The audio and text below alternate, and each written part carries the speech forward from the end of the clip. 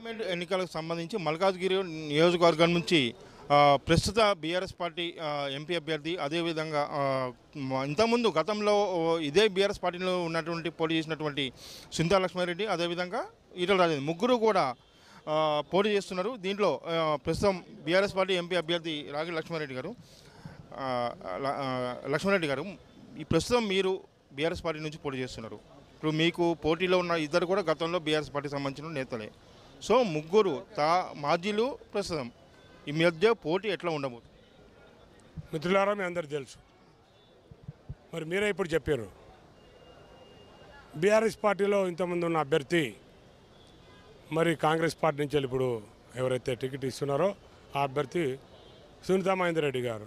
సునీతా మహేందర్ రెడ్డి గారి గురించి అందరికీ తెలుసు, ప్రజానికి ప్రజలు కూడా తెలుసు. వాళ్ళ ఇంట్లో అన్ని పోస్టులు ఇచ్చారు, వాళ్ళ ఇంట్లో ఎమ్మెల్యే పదవి ఇచ్చారు, వాళ్ళ ఇంట్లో మరి ఎమ్మెల్సీ పదవి ఇచ్చారు, మంత్రి పదవి ఇచ్చారు, మరి ఆ సోదరికి మరి జడ్పీ చైర్పర్సన్ కూడా పదవి ఇచ్చారు.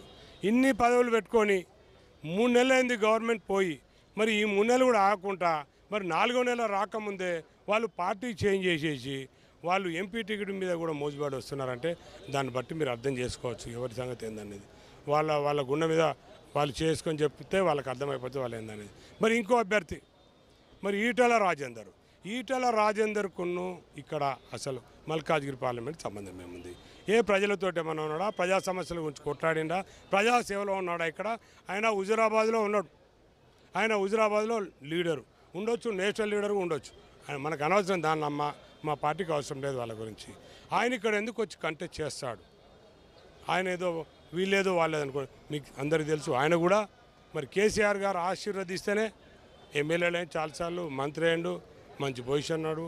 మరి ఆయన ఈ రోజున కూడా మరి బీఆర్ఎస్ పార్టీ నుంచి వెళ్ళిపోయి ఆయన బీజేపీ పార్టీలో పోయి ఆయన వేరే దారిలో వచ్చి నేను గెలిచా డమ్మీకి ఇచ్చురని మాట్లాడితే ఆయన డమ్మీ.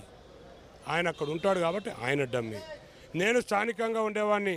నేను స్థానికంగా 25 సంవత్సరాల నుంచి ప్రజాక్షేత్రంలో ఉన్న ప్రజలకు సేవలు చేసిన కాబట్టి నేను డమ్మీ. ఆయన అక్కడెక్కడ ఉండేవాడు, ఆయన డమ్మీ కాబట్టి వేరటం డమ్మీ అంటుంటాడు. అధికారం కోల్పోయిన 5 నెలల లోపే మరోసారి ఎన్నికలను బీఆర్ఎస్ పార్టీ ఎదుర్కొంటుంది. ఇప్పటికే పార్టీ నేతలు కొంతమంది ఈ పార్టీ మారారు, మరికొంతమంది మారుతారని ప్రచారం జరుగుతుంది. సో ఈ సందర్భంలో మల్కాజ్గిరి లాంటి దేశంలో అతిపెద్ద నియోజకవర్గాన్ని మీరు ఎట్లా లీడ్ చేయబోతారు? అంటే మీకు పార్టీ సహకారం ఉన్నా క్యాడర్ సహకారం ఎట్లా ఉండబోతుంది?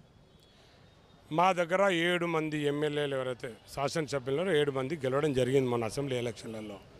ఇవన్నీ కూడా కొందరు వస్తున్నారు, గేట్లు తీస్తున్నారు, గేట్లు క్లోజ్ చేస్తున్నారు. వచ్చిర్రు 26 మంది వచ్చారు, 12 మంది వచ్చారు, లాస్ట్కు ఒక్క మనిషి వస్తారనే కాడికి వచ్చారు. ఎవరు పోరు. మరి బీఆర్ఎస్ పార్టీ ఎంత స్ట్రాంగ్గా ప్రజలలో అవుతుందనేది అందరికీ తెలుసు. మరి ప్రజలందరూ కూడా మరి ఇంత పెద్ద శిక్ష అయిందా మరి కేసీఆర్ గారికి, ముఖ్యమంత్రిగా లేడా అనే దానిలో ఉన్నారు. మళ్ళీ ముఖ్యమంత్రిగా ఎంత తొందరగా వీలైతే అంత తొందరగా కేసీఆర్ గారిని తెచ్చుకోవాలని చెప్పి ఇప్పుడు జరగబోయే ఎలక్షన్లలో పార్లమెంట్లో చాలామంది దాదాపు 10 మంది ఎంపీలను గెలిపిస్తారని చెప్పి ఒకటి ఇప్పుడు కేంద్రంలో అధికారంలో బీజేపీ పార్టీ ఉంది.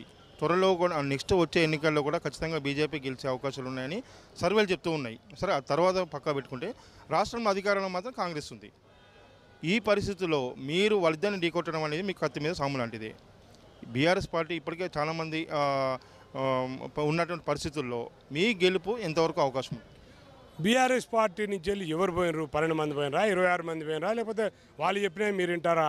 అట్లా కాదు. బీఆర్ఎస్ పార్టీ నుంచి వెళ్ళి ఎవరు పోరు, ఎవరు పోలేదు. పోయిన వాళ్ళ గురించి మాకు అనవసరం.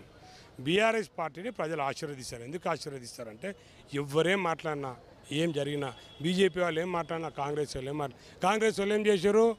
ప్రజానికానికి, తెలంగాణ ప్రజానికానికి కాంగ్రెస్ పార్టీ వాళ్ళు ప్రభుత్వం రాగానే మరి ఆయన సీఎం కాగానే ఆయన ఏమన్నాడు? రైతు రుణమాఫీ 2 రోజులు చేస్తా అన్నాడు. ఏదైతే 6 గ్యారెంటీలు చెప్పిండో 6 గ్యారెంటీలు ఇమీడియట్గా చేస్తా అన్నాడు. 100 రోజుల లోపల చేస్తా అన్నాడు. 2 నెలల్లో చేస్తా అన్నాడు. నెలలో చేస్తా అన్నాడు. ఏది చేయలేదు. ప్రజలందరూ కూడా చాలా ఘోరమైన పరిస్థితిలో తెలంగాణ ప్రజలు ప్రతి ఒక్కటి గమనిస్తున్నారు. కరెంటు లేదు, నీళ్లు లేవు, మరి సాగునీరు లేదు. మరి ఎవరికైతే దళిత బందే కానీ లేకపోతే రైతు బందే కానీ ఇంకెవరికైతే స్కీమ్స్ ఉన్నాయో అవన్నీ కూడా ఇస్తలేరు. కాబట్టి ప్రజలు ఇప్పుడు రియలైజ్ అయ్యారు.